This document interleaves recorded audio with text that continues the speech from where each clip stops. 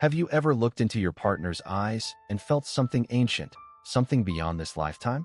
Or perhaps, have you ever wondered why your relationship with your parents feels so painfully intense, so inexplicably familiar? What if I told you none of it is random? Not your parents, not your lovers, not even your heartbreaks. According to Edgar Cayce, known as the sleeping prophet, our souls choose their parents and major life companions before birth, during a sacred moment of pre-existence. In one of his trance readings, Cayce explained, the entity, before entering the earth plane, reviews its past lives, its karmic debts, and its needed experiences, and then chooses a family and soul group that will offer those opportunities. Let that sink in. That means your mother wasn't an accident. Your father wasn't assigned by fate. Your partner wasn't just a chance encounter. They were part of a pre-birth contract, signed by your soul, witnessed by divine intelligence, agreed upon in love, not for comfort, but for growth. Think of it like this. Imagine your soul sitting at a celestial table, flipping through possible life assignments, like chapters in a book, each one with different family dynamics, lovers, and emotional wounds. And your soul paused at this one. Why? Because it saw the lessons, the healing, the awakening it could achieve through these specific people, even the ones who would hurt you. In the spirit world, relationships aren't chosen for convenience. They're chosen for transformation. You see, from a soul's perspective, that partner who betrayed you, they may have promised to do so, not out of cruelty, but as a way to awaken your inner strength, to teach you boundaries, or to break patterns that you've carried across lifetimes. Sounds uncomfortable? It is, but truth often is. And here's the real shocker. Sometimes, the souls who love us most in the spiritual realm agree to play the hardest roles in the physical one. Why? Because growth rarely happens in ease. Just like a diamond is only formed under pressure, your soul's brilliance is revealed through friction, contrast, and emotion. Cayce believed we travel in soul groups, clusters of spirits who reincarnate together across lifetimes, exchanging roles. Father becomes son, lover becomes teacher, enemy becomes mirror. And every time we meet again, there's a strange familiarity, a magnetic pull that logic cannot explain. Have you ever met someone and felt instantly connected, as if you've known them forever? That's not chemistry. That's remembrance. And yet, when we are born, we forget. We forget the contract, the plan, the why. And so, we spend our lives judging the very people our soul once chose with such deliberate love. But something in us still remembers. In our intuition, in our dreams, in the way certain people make us feel both safe and shaken. So let me ask you, what if your most difficult relationship was also your most sacred agreement?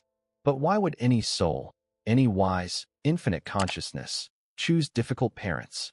Why would it choose betrayal in love, abandonment in childhood, or heartbreak in adulthood? That question is the doorway to one of the deepest spiritual truths we often resist. Your soul doesn't choose comfort. It chooses growth. Edgar Cayce, often called the sleeping prophet, once said, "The soul meets itself time and time again in the face of its own karma." This means the people who trigger your deepest emotions, pain, anger, longing, are not here by accident. They are karmic companions. Mirrors. Your angry father may have once been your rival. Your overly dependent partner might have once been the child you neglected. Your emotionally distant mother could have been your student in a past life, learning detachment through you, now offering it back for balance. We often ask, why did this happen to me? But from the soul's perspective, the better question is, what did I choose this experience to learn? Imagine your life as a stage play. Before birth, your soul sits with guides, those ancient beings who help you remember your eternal path. Together, you draft the script. You don't just pick the happy scenes. You insert the tension, the heartbreak, the moments where the audience holds its breath, because you know that's where real transformation happens. Yes, you chose love, but not only the kind that feels good. You chose love that breaks you open. You chose loss, because only through loss do we learn non-attachment. You chose difficult people, not to suffer, but to awaken. Think about it. If a child is never challenged, never fails, never gets hurt, does that child truly grow? The soul knows this. And so, it makes a choice not with emotion, but with clarity. With courage, it chooses to reincarnate alongside souls it already knows. Souls it may have loved or hurt, or been hurt by. Souls that have played 1,000 roles before: mother, friend, enemy, lover, each switching masks across lifetimes. And these choices are made not for punishment, but for healing. Let's take an example. Emily, a 38-year-old woman living in Austin, Texas, finds herself trapped in a painful cycle. Every relationship she enters ends the same way: abandonment, silence, emotional manipulation.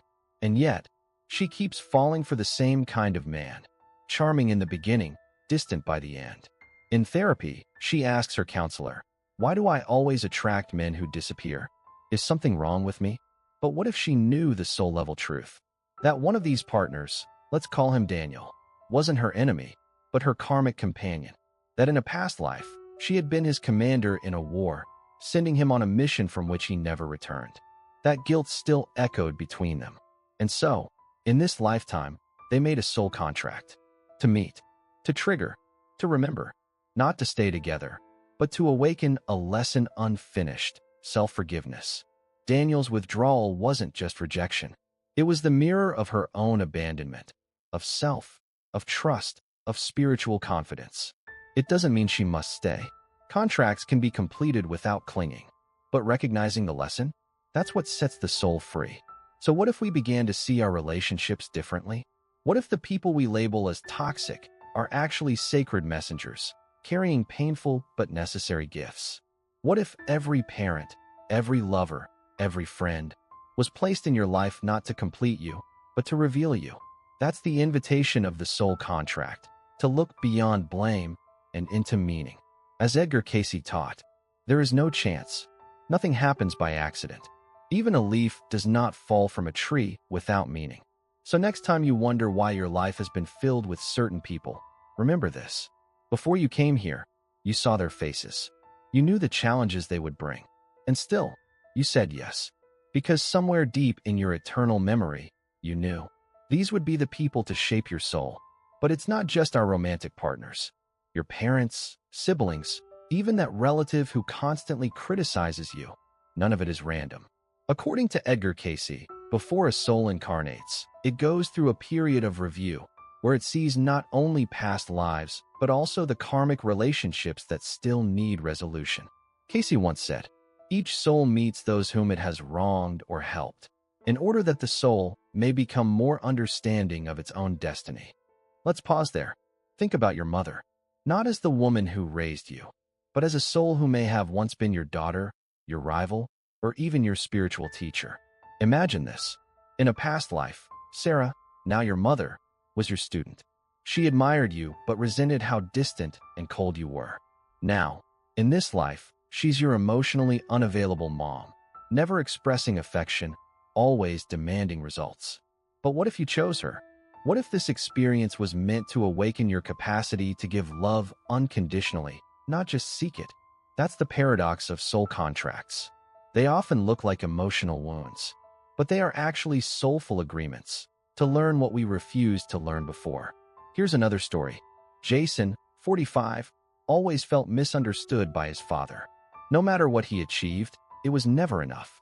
Later in life, he found himself repeating the same pattern with his own son, being strict, distant, and critical.